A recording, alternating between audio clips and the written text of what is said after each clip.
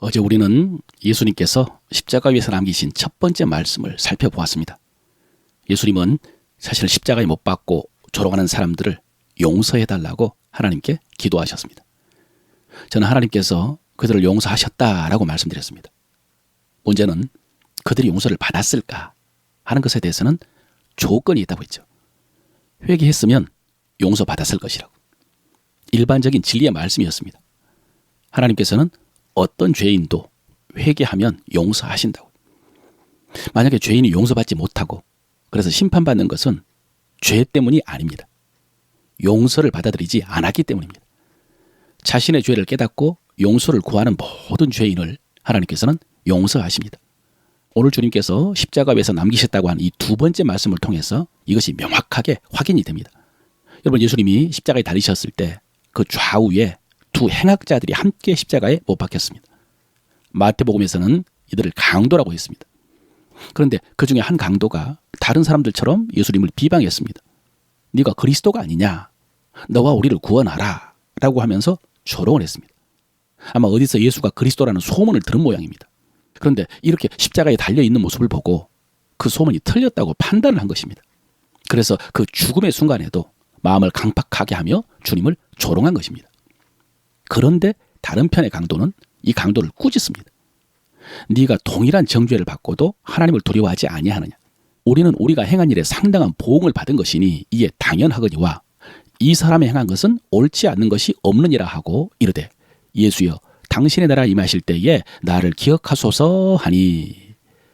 우리는 흔히 이 강도를 우편 강도라고 하는데 사실 성경에는 그런 기록이 없습니다. 다만 성경에는 항상 오른편이 바른 편이라는 의미이기 때문에 그렇게 추측을 하는 것입니다. 네가 동일한 정죄를 받고도 하나님을 두려워하지 아니하느냐. 아마 대부분의 성도들은 강도가 이런 말을 했다는 사실도 모를 것입니다. 그저 십자가에 달려 죽기 전에 한쪽 강도는 예수님을 비방했지만 한쪽 강도는 예수님께 영혼을 부탁해서 낙원 허락받았다라는 정도로만 알 것입니다.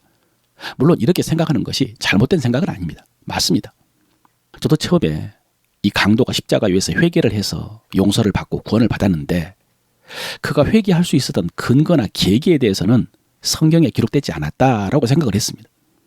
그런데 이 말, 네가 동일한 정죄를 받고도 하나님을 두려워하지 아니하느냐. 여러분, 이 말은 굉장히 신학적이고 신앙적인 말입니다. 여러분, 이 말은 네가 이분과 똑같이 사형받는 것이 두렵지 않느냐 이런 뜻입니다. 이 말의 의미는 이분은 사형당할 만한 아무런 죄가 없는 분이고 우리는 사형당에 마땅한 죄인인데 우리가 이분과 똑같이 사형을 당하면 하나님께서 가만두겠느냐 이런 의미입니다. 이해하시겠습니까? 하나님의 공의를 인정하고 두려워하는 것입니다. 여러분, 사람들은 흔히 이런 상황이라면, 그러니까 예수님과 이 강도들이 똑같이 십자가에 달려 형벌을 받는 것이죠. 이런 상황이라면 하나님이 살아 계시냐고 따질 것입니다. 의로우신 예수님이 흉악한 강도들과 똑같이 십자가에 달리시는 게 이게 하나님의 공의냐고 따질 것입니다. 그런데 오늘 이 강도는 의로우신 예수님이 이렇게 형벌을 받으신다면 우리 같은 강도가 당할 형벌은 이것으로 끝나지 않을 것이라는 것입니다. 더 무서운 심판이 기다리고 있을 텐데 그것이 두렵지 않느냐 이런 말이죠. 하나님의 공의와 심판을 절대적으로 고백한 것입니다. 잠언 11장에 보면 이런 말씀이 있습니다. 보라, 의인이라도 이 세상에서 보응을 받겠거든 하물며 악인과 죄인이리요. 예, 의인인데도 세상에서 보응을 받는 것 같은 것이 현실입니다. 온전하지 못한 이 세상의 공의입니다. 그러나 악인과 죄인은 더 큰 심판 받는다는 것은 믿음입니다. 하나님에 대한 믿음입니다. 이것을 고백하고 있는 것입니다. 바울은 데살로니가 교회 성도들이 당하는 그 환난과 핍박에 대해서 이런 말을 했습니다. 이는 하나님의 공의로운 심판의 표요 그랬습니다. 이는 하나님의 공의로운 심판의 표요. 성도들이 믿음으로 인해 당하는 고난이 나중에 하나님의 공의로운 심판의 증거가 된다는 것입니다. 그래서 성도들이 이런 고난을 당했으니 그 성도들을 그렇게 고난 당하게 한 자들, 그들에게 더 큰 환난으로 갚으시는 것이 하나님의 공의라는 것이죠. 오늘 이 강도가 했던 말, 네가 동일한 정죄를 받고도 하나님을 두려워하지 않느냐, 이 말 속에 이런 고백이 들어있습니다. 그러니까 여러분, 추측컨대 이 강도는 하나님에 대해서 잘 아는 강도입니다. 그러나 어느 순간 하나님을 떠나 강도짓을 일삼는 것 같습니다. 그러다가 마지막 순간 하나님의 두려운 심판 앞에 왔는데, 그래서 두려웠는데, 그런데 예수님 곁에서 죽을 기회를 얻어서 예수님께 영혼을 부탁한 것입니다. 예수여, 당신의 나라에 임하실 때에 나를 기억하소서. 그러자 예수님께서는 내가 진실로 내게 이르노니 오늘 네가 나와 함께 낙원에 있으리라 라고 하셨습니다. 두 번째 말씀이죠. 여러분, 저는 개인적으로 오늘 이 강도가 참 고마운 사람입니다. 왜냐하면 예전에 제가 구원의 확신이 분명하지 않았던 시절에, 그래서 불안하고 두려울 때에 이 강도를 생각하면서, 그래, 이런 강도도 구원을 받았는데 내가 못 받을까, 이런 생각을 하면서 위로를 받은 적이 있습니다. 그러니까 완전한 구원의 확신의 근거가 있는 것은 아니었지만, 그러나 이 강도를 생각하니까 어렴풋이 안심이 되더라고요. 그런데 여러분, 지금 하나님의 구원의 도리를 분명하게 알고 있는, 지금 생각해 보면은 그 생각이 크게 틀린 생각이 아닙니다. 성경이 말씀하시는 구원론이 복잡할 것도 없지만요, 그래도 이런저런 생각으로 그래도 어려워할 수 있는데, 이 강도가 구원받은 모습을 보면은 우리 기독교의 구원은 정말로 간단한 것입니다. 여러분 생각해 보십시오. 이 강도에게 뭐가 있습니까? 흉악한 죄를 지어서 십자가에 두 손이 못 박혀서 아무 일도 할 수 없습니다. 단지 예수님께 그 영혼을 의탁했습니다.